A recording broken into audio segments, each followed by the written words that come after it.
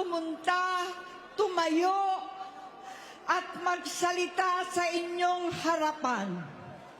Pero noon pa man, alam kong walang madali kapag ikaw ay Marcos. Nanginginig ako at ang aking boses, hindi dahil ako'y natatakot sa inyo, kundi dahil nalulungkot po ako. Ipagpaumanhin ninyo kung sa gitna ng pagsasalita ko, ako'y hihinto, hihinga dahil sa bigat ng aking kalooban. Pero hindi yan ang dapat kong ihingi ng paumanhin. Hindi yan ang kasalanan ko sa bayan na dapat ihingi ko ng tawad. Narito po ako dahil sa tawag ng Iglesia ni Cristo para sa transparency, accountability at hustisya. At dahil sa tawag ng sarili kong konsensya, bilang senador, bilang kapatid, bilang Pilipino. Bata pa lamang kami ni Bongbong. Alam na ng buong pamilya ang problema sa kanya.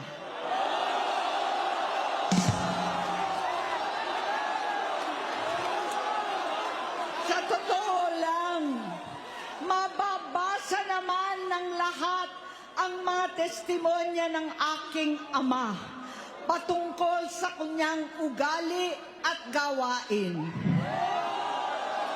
Noon, dahil may tatay pa kami, hindi ko pa siya responsibilidad. Noong tumatanda, ay mas naging nakakabahala. Batid ko na nagda-drug siya.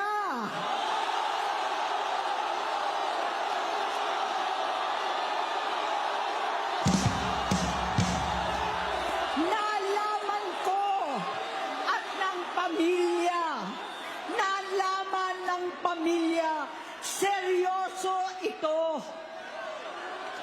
Minsan, kami ng Presidential Guard at Metro Gompa ang naglilinis tuwing nagpa-party po sila.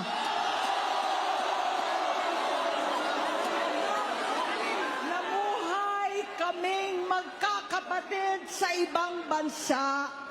Kami-kami lang. Kinumbinsi ko pa si Bongbong, pakasalan mo na si Lisa.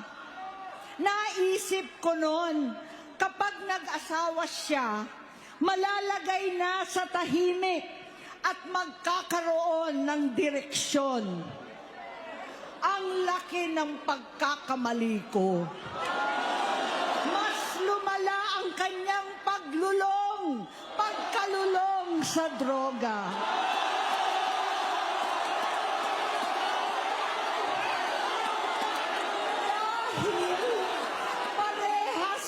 Silang mag-asawa.